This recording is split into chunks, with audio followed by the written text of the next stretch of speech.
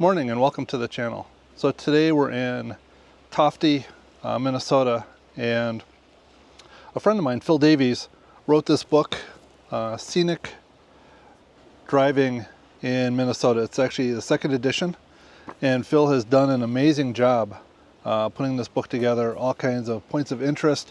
Also gives an idea for each of his drives in the book, some great photo spots. And so today we're going to be looking at Drive 19. And Drive 19 starts here in Tofte. It's called the Laurentian Ramble.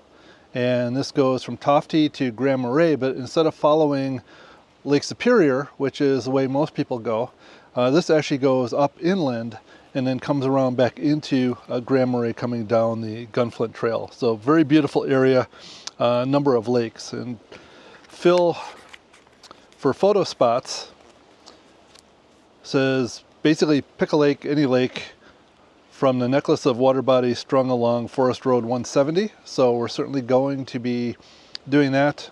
We definitely have the right vehicle to be going on forest roads today. I brought Bullwinkle. Bullwinkle is my Jeep Wrangler. So we'll be taking him down that forest road and seeing what we can find, and come away with some really nice photos for the day. It's a nice overcast day, so I don't think the sun will be too harsh. I think we'll have really nice conditions for this, and it's supposed to be kind of warm, so kind of a good day to be using an air-conditioned vehicle. Unlike most forest roads, Forest Road 170 is really a nice wide gravel road, very smooth. Any car can do it. Well, almost any car. If you had a Ferrari or something like that, probably wouldn't recommend it, but almost any car can easily do that, which is not very typical. So forest roads, if you're thinking of doing those in northern Minnesota, most of them are single lane, two rut roads. Typically, having a decent amount of clearance on your vehicle certainly would help, but that is not the case with this road. As I mentioned, any vehicle can do that. One of the nice things as you're driving through this area of Minnesota is that the lakes are really readily accessible. There's a number of access points for people with canoes and kayaks for the Boundary Waters Canoe Area Wilderness, and that also makes this a very pristine area, which is one of the things that makes it a very, very fun area to go and photograph. My approach to photographing the lakes is really to look at a lot of different angles and really kind of walk around looking in all directions to see what might be of interest. There may be logs in the water or interesting rocks. If you get lucky, I didn't on this trip, but sometimes you'll get lucky and there'll be some wildlife as well that you can get into your photos. But a lot of times I find the shoreline will make much more interesting photos than shooting out across the lake. And the main reason for that is if there's just nothing in the lake, then it's just a big empty area that doesn't add a whole lot of interest to your photo. I generally start out by setting my aperture to f8. And I know a lot of people, when they think about landscape photography, they think, well, I want to stop down more than that. I want to have a lot of depth of field. You could definitely do that with f8 just by understanding where to focus, making use of something that is often referred to as the hyperfocal point. But at the same time, I think shooting with f8 does give me a little bit more natural feel. So I don't necessarily want the distant shoreline to be super tack sharp. My eyes don't see it that way. I don't think anybody's eyes really see it that way. And so this gives you a much more natural feel. At least I think it does. The other thing that can happen as you stop down your lens more is you start to get the issue of diffraction starting to show up. And so you lose a little bit of image quality there. Depending upon what you're doing with the photo, it might be noticeable, might not be, but just something else to just kind of be aware of.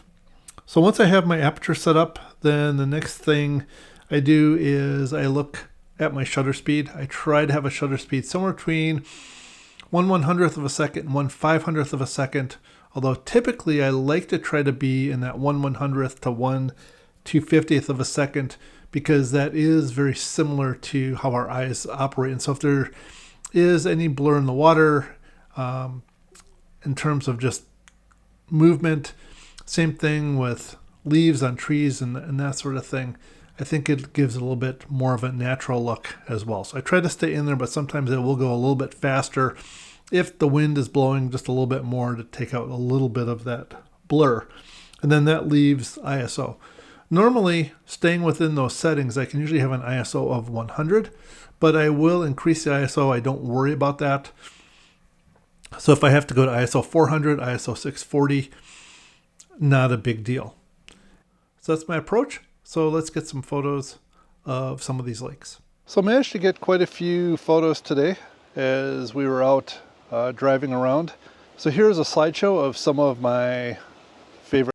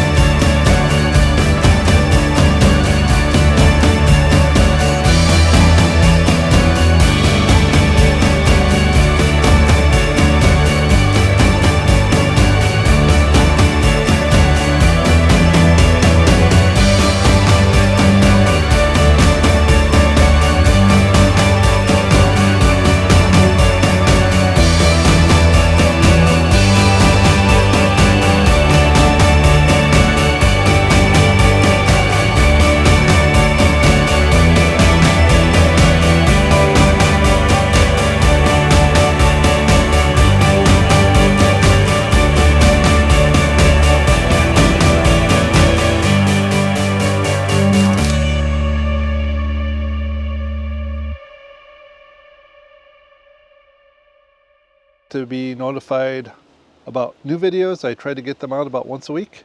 Typically try to put those out on a Monday. And you can hit that subscribe button. And if you want a more active notification, you could hit that little bell symbol along with it. And then you'll get a notification, I think, in your email when a new video is posted. Thanks. Bye.